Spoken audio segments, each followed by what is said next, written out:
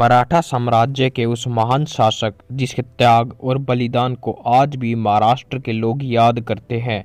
ये वो वीर योद्धा था जिसके बारे में कहा जाता है कि उसने अपने शासन में कोई युद्ध नहीं हारा। उसने मराठा साम्राज्य को बचाए रखने के लिए खुशी खुशी अपने प्राण न्यौछावर कर दिए थे। बात हो रही है छत्रपति शिवाजी महाराज के सबसे बड़े पुत्र संभाजी महाराज की। चलिए आज जानते हैं इनकी वीरता की कहानी।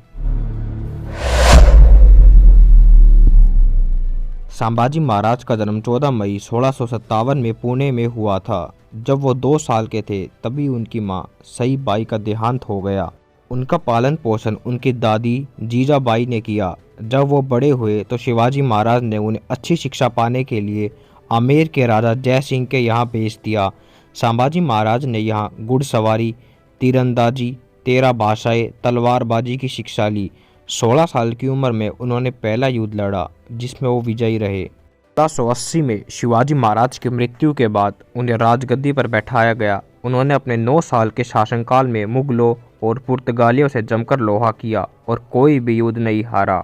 संभाजी के शासनकाल में मुगल मराठाओं के कट्टर दुश्मन थे। उनके खिलाफ संभाजी ने पहली बड़ी लड़ाई मध्य प्रदेश के बुरहानपुर में लड़ी। बुरहानपुर एक महत्वपूर्ण व्यापारिक केंद्र था। मुगल बादशाह औरंगजेब यहीं से दक्कन में अपने शासन के विस्तार की योजना बना रहा था। ये संभाजी को पता चल गया, इसलिए उन्होंने पहले ही हमला कर इस पर कब्जा कर लिया।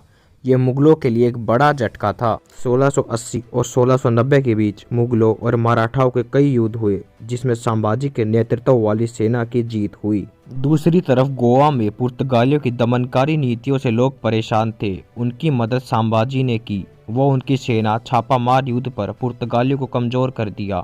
अब पुर्तगाली भी उनके दुश्मन बन बैठे थे।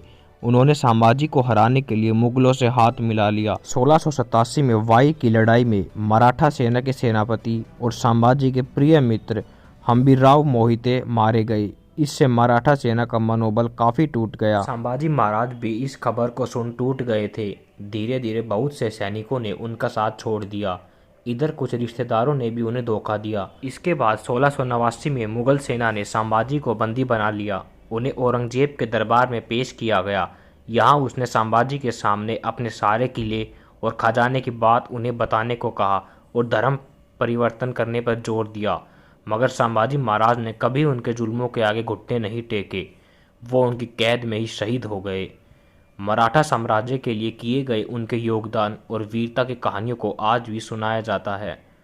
दोस्तों, कहानी अच्छी लगी हो तो लाइक और सब्सक्राइब जरूर करें। धन्यवाद।